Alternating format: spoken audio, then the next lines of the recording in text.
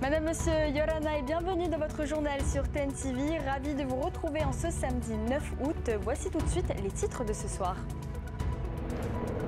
La Tahoe 2025 a donné le ton dès les premiers coups de rame. Sur 14 km entre la Pointe Vénus et la passe du Taoné, U19 et V40 se sont livrés à des duels intenses remportés par l'Onomahiki Teururei. La journée s'est conclue avec la course reine, la Tahoe Open de 28 km où Kyle Taraufau s'est imposé. Il est notre invité de ce soir. Direction la presqu'île où les FGO attirent chaque jour des vagues de visiteurs. Parking réaménagé, rotation des taxi-boats et règles de navigation renforcées. Le site s'adapte pour canaliser la foule. L'objectif, profiter de la vague olympique tout en préservant sécurité et accès. Ils sont 11 à entrer en scène, porteurs d'histoires inscrites à même la peau. Après 5 ans d'attente, l'association Polynésia Tatau signe le retour de l'élection Miss et Mister Tatau prévue en octobre. Des œuvres vivantes où se mêlent héritage, identité et création pour un rendez-vous attendu des passionnés.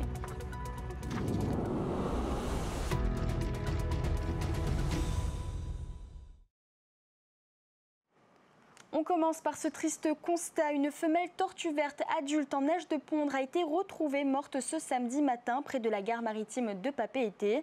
L'animal portait une large blessure au plastron et des traces de morsures de requin. Son état de décomposition ne permet pas d'autopsie. L'association Te Manao Te Moana rappelle l'importance de la vigilance en mer pour éviter les collisions avec les espèces protégées.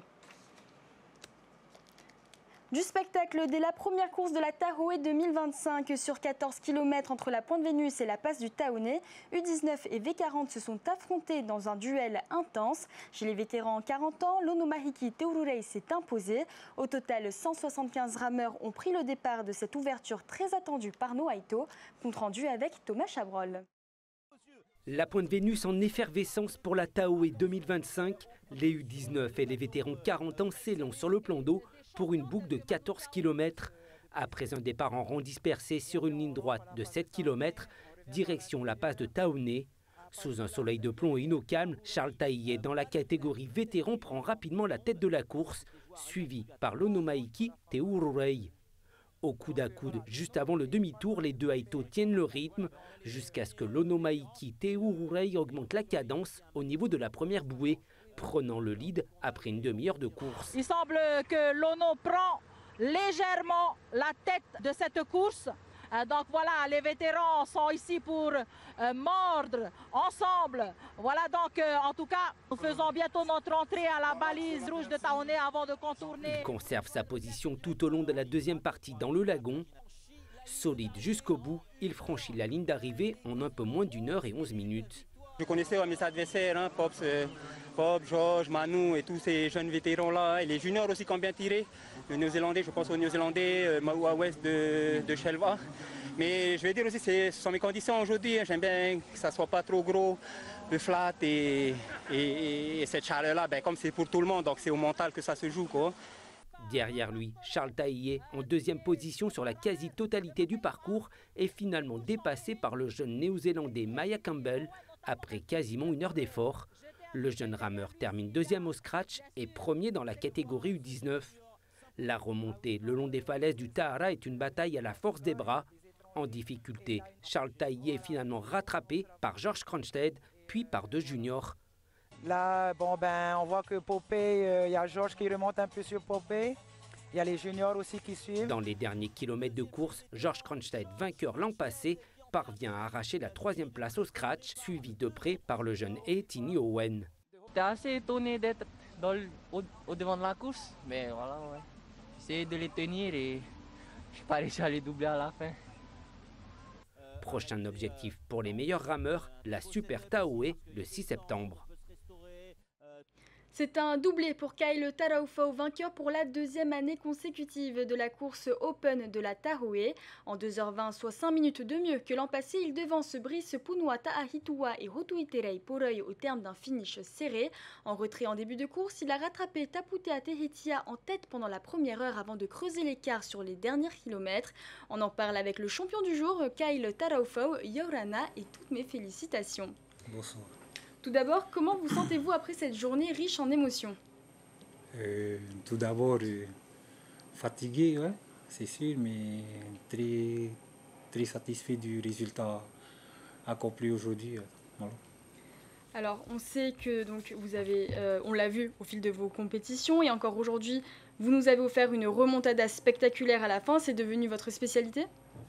Non, ben, c'est juste que après, c'est vrai que j'ai un point fort dans la remontée et puis ben, j'essaie de tout donner là où je suis le plus à l'aise. Donc voilà. Et comment vous réussissez à revenir ainsi parfois en tête à moins de 15 minutes de l'arrivée? Non, après, voilà, ça se joue au mental aussi. Hein. Vu que j'étais quand même confiant par rapport à la préparation que j'ai eue en amont. Donc je savais que j'avais fait le travail qu'il fallait et puis c'était juste qu'il fallait concrétiser ça sur l'eau. Hein. Mais c'était difficile quand même aujourd'hui avec la concurrence maintenant dans le voile, elle est très rude, hein, avec les jeunes qui arrivent. Donc voilà, c'était chaud aussi aujourd'hui. Et à quoi ressemble une journée type de préparation pour ce genre de compétition? Ben, c'est réveiller vraiment tôt le matin, c'est soit des séances de rame, soit des séances de cardio. Hein. Donc on essaie de permuter tout ça et voilà, de faire en sorte qu'il y a une bonne alchimie et puis de trouver le bon compromis, on dirait. Et à la fin, donc à la 5 minutes de la fin, un écart s'est creusé. Qu'est-ce qui, selon vous, a fait la différence à ce moment-là? Est-ce que c'est de la stratégie, le physique, un coup d'opportunité?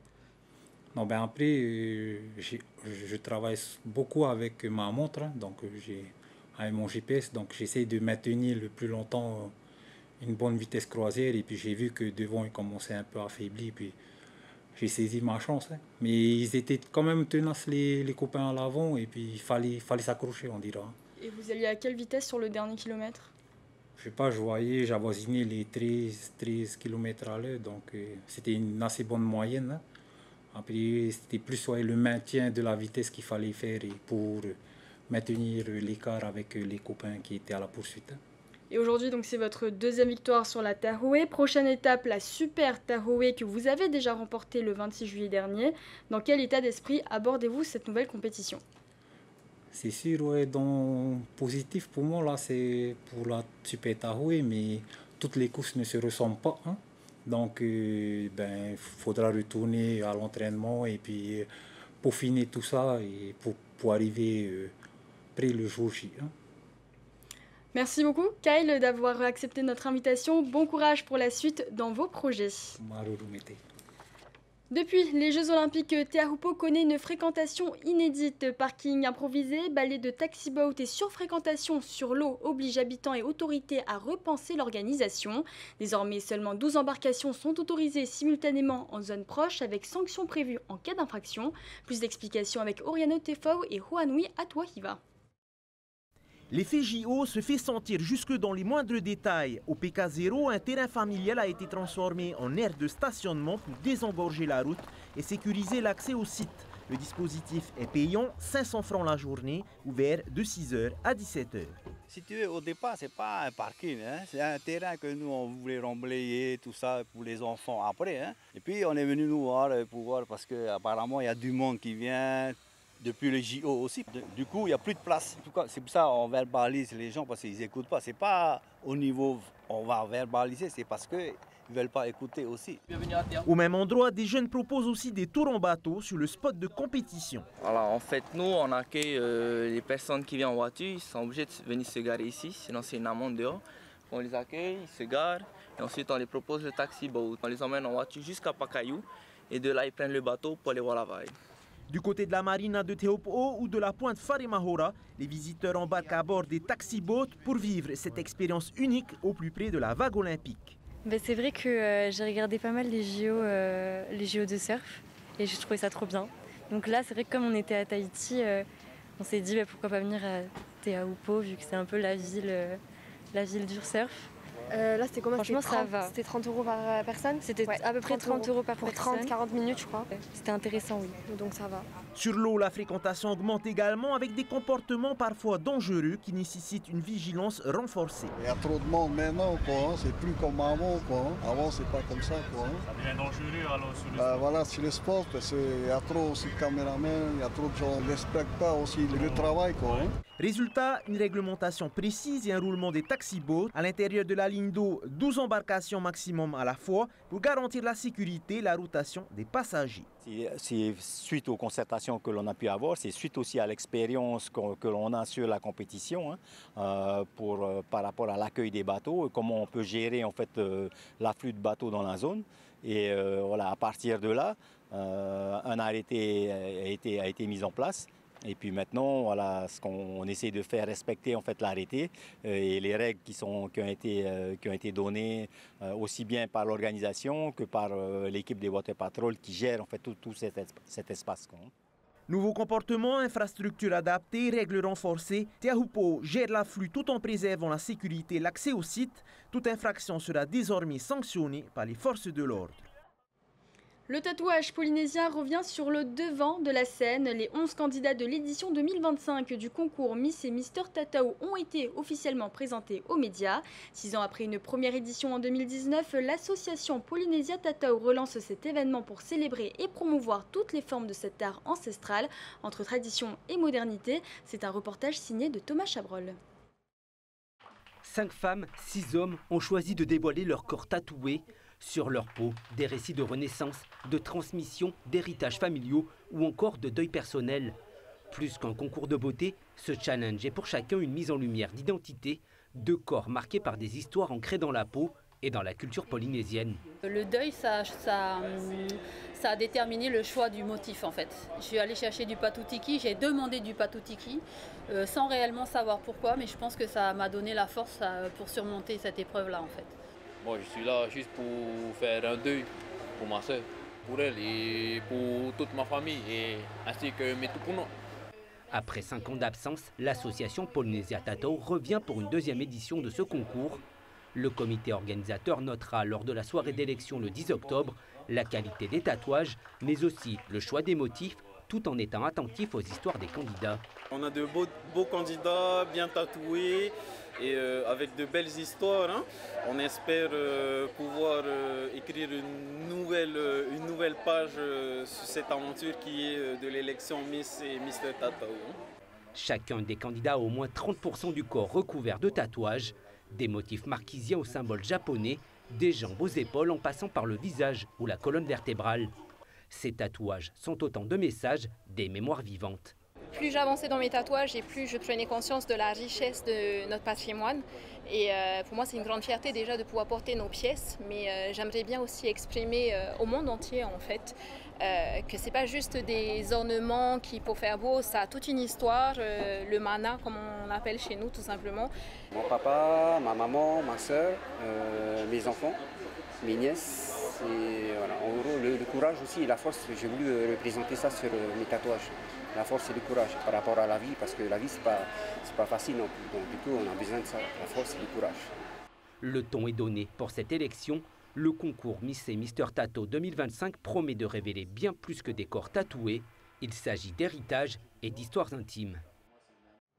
Et cette information pratique qui peut vous être utile à Papeete, la circulation sera réduite ce dimanche 10 août et le 24 août prochain sur l'avenue du Général de Gaulle.